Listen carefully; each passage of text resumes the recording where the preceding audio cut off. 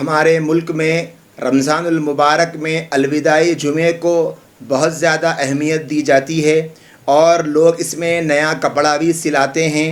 اور اس کا خطبہ بھی الگ سے پڑھتے ہیں۔ اس کی شرعی حیثیت کیا ہے؟ قرآن و سنت کی باتیں عام ہو جانے کے بعد بھی ہمارے ملک بھارت میں آج بھی بعض ایسی باتیں معاشرے میں عوام ہی میں نہیں بلکہ بعض خواص تک میں بھی ایسی عام ہوتی چلی گئی ہے۔ یہ عجیب بات ہے کہ تلاش کے باوجود بھی الوداعی جمعے کی کوئی الگ سے فضیلت پورے ذخیرہ حدیث میں نہیں مل سکی، اور نہ ہی اس خطبے کی کوئی اصل مل سکی جسے اکثر ہمارے یہاں ائمہ خطبے میں پڑھتے ہیں، بلکہ متعدد اہل علم و فضل نے اسے بدعت اور واجب الترک قرار دیا ہے۔ رمضان المبارک کے آخری جمعے کو الوداع والفراق والسلام یا شہر رمضان وغیرہ کے الفاظ سے خطبہ الوداع پڑھنا آپ علیہ السلام، خلفائے راشدین اور ائمہ مجتہدین سے ثابت نہیں۔ اس کو اکابر اہل فتاوی نے مکروہ اور بدعت لکھا ہے۔ ابو الحسنات حضرت مولانا عبدالحی صاحب لکھنوی علیہ الرحمہ نے مجموعۃ الفتاوی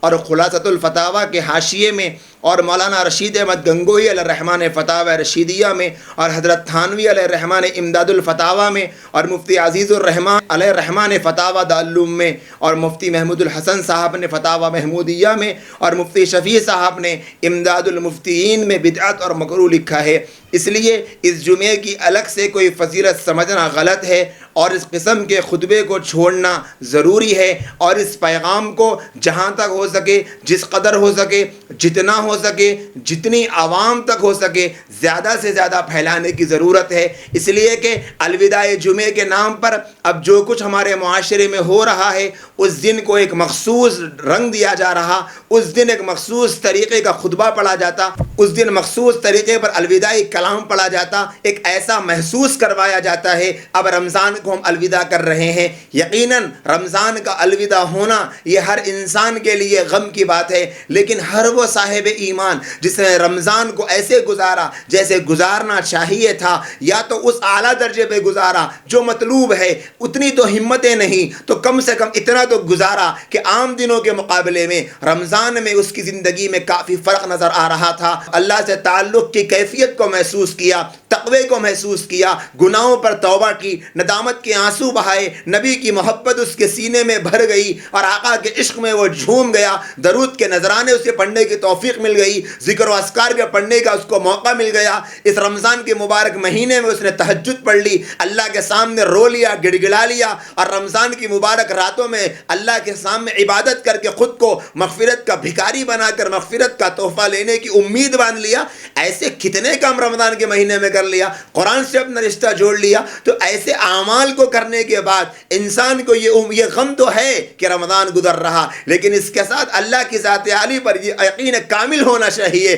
یقیناً رمضان جا رہا، لیکن ہم رمضان کے جانے پر ویسے غم نہیں کریں گے جیسے نبی نے نہیں کیا، صحابہ نے نہیں کیا، خلفائے راشدین سے ثابت نہیں، پورے دور صحابہ سے لے کر اب تک کے کسی نیک صالح بندے سے اس طریقے کا رمضان کو الوداع کرنا ثابت نہیں، خطبہ ثابت نہیں۔ اس وجہ سے ہم کو بھی اسے اوائڈ کرنا چاہیے۔ یقیناً دل مغموم ہے، لیکن اس کا یہ مطلب نہیں ہم وہ کام کریں جو شریعت نے ہم کو کرنے کو نہیں کہا۔ کوئی بھائی یہ پوچھ سکتے ہیں کہ اگر ہم اس طرح خطبہ پڑھ لیتے ہیں، اگر ہم اس طرح رمضان کے گزرنے پر تھوڑا سا الوداعی کلام پڑھ لیتے ہیں تو اس میں حرج کیا ہے؟ یقیناً بظاہر تو ایسا لگتا ہے کہ یہ کرنے میں کچھ حرج نہیں ہے، لیکن اگر آج ہم اس کی صحیح شرعی حیثیت کو نہیں بتائیں گے تو پھر آنے والے زمانے میں مرور زمانے کے ساتھ ساتھ یہ عمل الوداعی جمعے کی پہچان بن جائے گا۔ اس عمل کے بغیر کوئی الوداعی جمعہ گزارنے کو تیار نہیں ہوگا۔ اس وجہ سے ہم کو چاہیے کہ ان بڑے بڑے اکابر اور اہل فتاوی کی